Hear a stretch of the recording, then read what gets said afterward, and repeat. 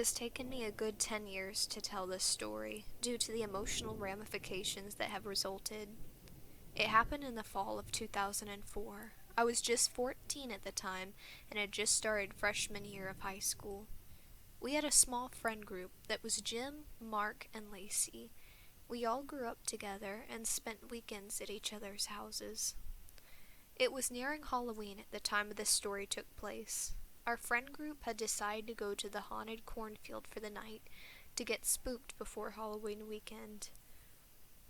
We had been planning the trip for 2 weeks, but a few days leading up to the night, I got into some trouble at school, resulting in 1 day of suspension and a week of being grounded at home. I pleaded with my parents to let me go, but they were firm in their decision. That night, around 8 p.m., I got a text from Jim saying they were just about to arrive at the cornfield and asked if I would be able to join. I shot back a text confirming that I would find a way to be there. I tossed on a jacket and climbed through my window, knowing my family had already said goodnight and I could slip back in unnoticed. The night was a half moon, so it was a little hard to navigate the streets in the dark. The maze was about 20 minutes away by car, and I knew I needed a faster way to get there.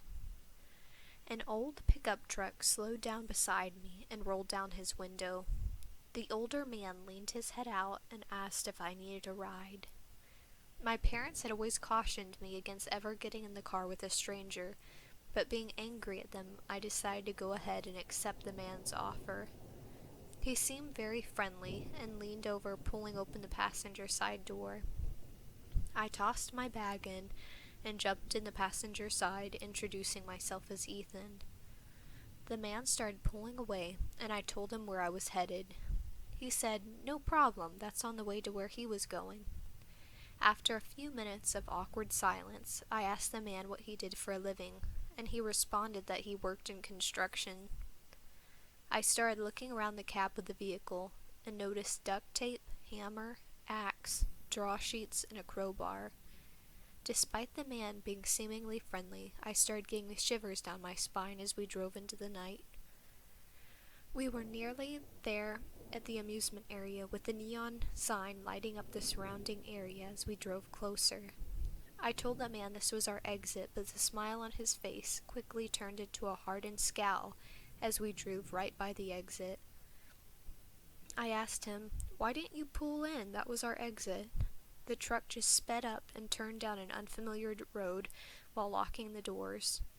He pulled off onto the side of the road and tried pulling me onto his side of the truck. Out of reflex, I swung my head back, hitting him square in the nose, and took a moment of his temporary disorientation to manually unlock the passenger side and run out into the dark trees. I heard the man's running not too far behind me, and a gunshot whizzed close by. Adrenaline filled me as I kept hauling it into the forest. After a few minutes, my lungs were on fire and slowed down. Relief filled me as I couldn't hear the man anymore. I pulled out my phone and gave the police a call first, telling them the description of the man and what had happened, and then called my parents. Both my mother and father were near hysteria when they picked me up.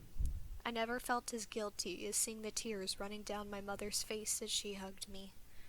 2 days later, they found the man and confirmed he was a registered sex offender of young boys. I never tried sneaking out again, and take my warning, never hitchhike with strangers.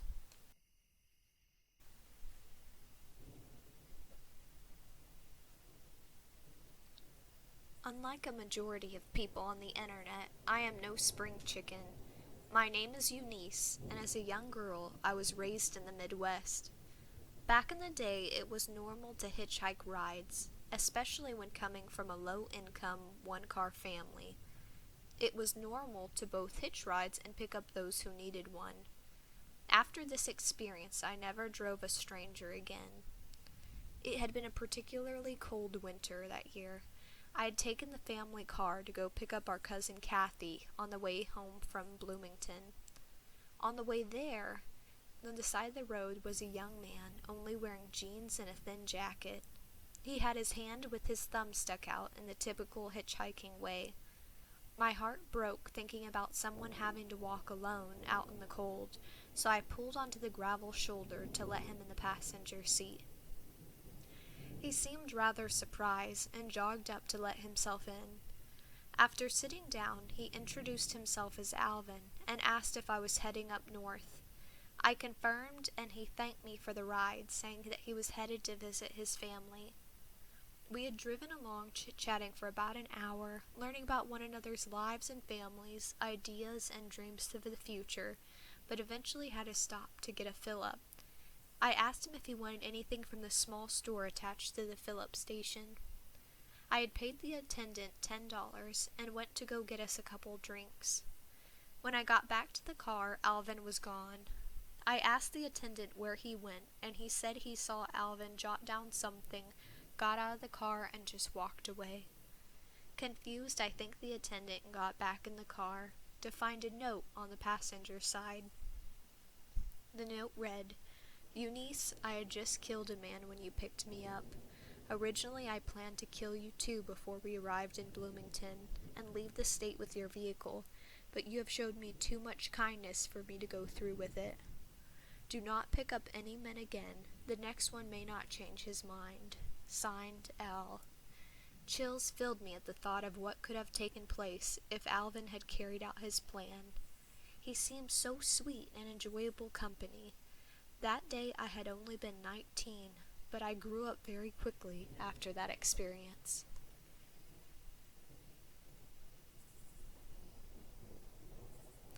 I'm not going to start my story on the basis of lies, so I will begin by saying I was an idiot as an 18-year-old. My mind was focused on two things: pretty girls and alcohol. I was in my first year of college, and on the campus bulletin was invitation to a mid-semester blowout party. They said there would be kegs and a lot of chicks, so for me it sounded like a dream come true. That weekend, I showered and put on my best clothes, hoping to attract a hot college girl while I was there. The party was at one of the frat houses off campus. There was easily 200 college students there.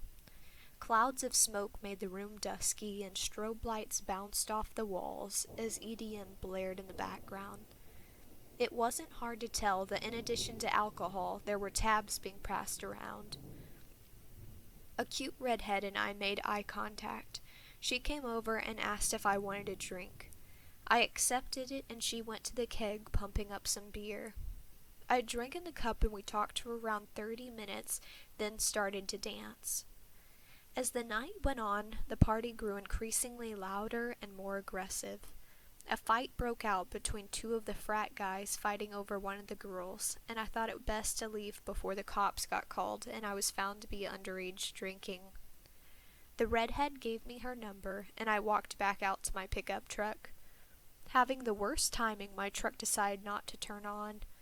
I got out to take a look under the hood when two girls walked by and asked if I was having problems.